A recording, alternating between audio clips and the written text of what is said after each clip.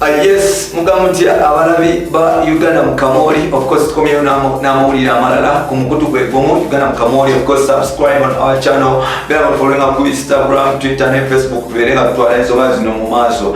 Amanya ndowooza bampita Jimzomba bulijjo. You can follow me on Facebook, Twitter and Instagram. Ensonga zino tuzikwasaganya bulungi tuba nga tutwala Uganda entertainment industry ku next level.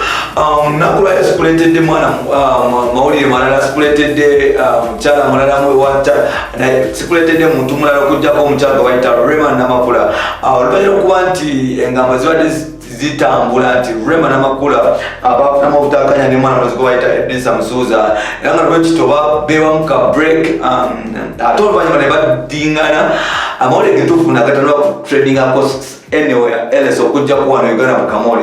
Kisobola okuba nti Rema Namakula ali mukola preparation z'embaga ye ne introduction ye nga introduction ye tegera kubeera ku mwana muziko bayita Eddie Kenzo oba any famous person gwe mumanyi. Rema agenda kwanjula omusajja anytime from now. Omusajja ono tamanyikiddwa naye nga omu ku basajja abamanyi mu ggwanga nga kino kibakyasirikidde ng'ekyama naye of course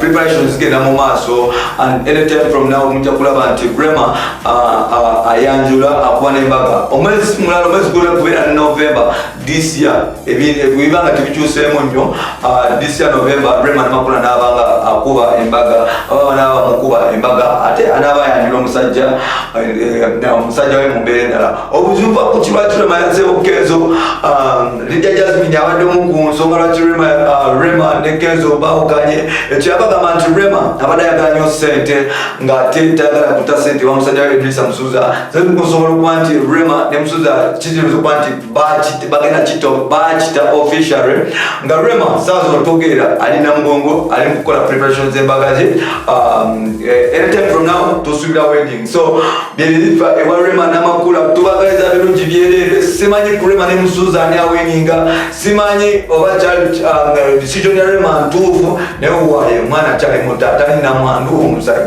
lwaki tafuna musajja mulala ndinawe Rema Namakula tukwatagane mu episode ya Fidako omusigala entaano Jimzomba alikwekumirira ku Uganda Mukamori. Subscribe, sharing, kwenu YouTube channel bane bafune byakayi mu entertainment industry ya Uganda. Bye bye for now.